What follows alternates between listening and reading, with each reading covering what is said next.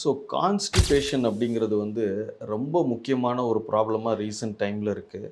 So இதுக்கு diet வந்து ஒரு விதமான ஒரு ட்ரீட்மெண்ட்டாக இருந்தாலும், டாய்லெட் ட்ரெய்னிங் அப்படிங்கிறது வந்து ரொம்ப ரொம்ப முக்கியம். ஸோ ஒன்ஸ் அவங்க ஒரு 6 மந்த்ஸ் ஆயிடுச்சு, கொஞ்சம் நல்ல சப்போர்ட்டில் உட்கார ஆரம்பிச்சிட்டாங்க அப்படின்னு சொன்னாலே, கால்ல உட்கார வச்சு அவங்கள வந்து ட்ரெய்னிங் பண்ண ஸ்டார்ட் பண்ணிடலாம்.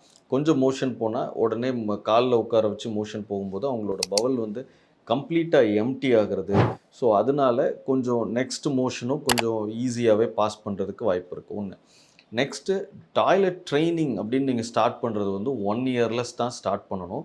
1 இயரில் பாட்டி ட்ரெய்னிங். ஸோ ஒரு பாட்டி மாதிரி வாங்கிட்டு ஒரே டைமு ஒரே பிளேஸில் குழந்தைங்க வந்து மார்னிங் அண்ட் ஈவினிங் அப்படின்னு சொல்லி ஸ்டார்ட் பண்ணிவிட்டு, இல்லைன்னா அட்லீஸ்ட் ஒரு டைம் ஆகுது மார்னிங் மட்டுமாவது கொஞ்சம் டைம் அட்லீஸ்ட் ஒரு 5 மினிட்ஸ் டு 10 மினிட்ஸ் வந்து தொடர்ந்து அங்கே உட்காந்துருக்கணும். இப்போ பாட்டி ட்ரெய்னிங்கோட டைமிங் வந்து ரொம்ப ரொம்ப முக்கியம்.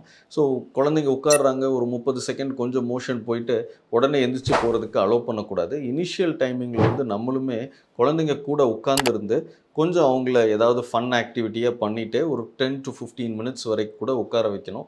ஓவர் ஒரு 6 மந்த்ஸ் வரைக்கும் நீங்கள் ட்ரெயின் பண்ணிட்டீங்க அப்படின்னு சொன்னால், அதுக்கப்புறம் குழந்தைங்க வந்து ஆட்டோமேட்டிக்காக உங்ககிட்ட சொல்ல ஆரம்பிச்சுருவாங்க. அவங்களே போய் பாத்ரூமில் உட்கார ஆரம்பிச்சுருவாங்க. Thank you.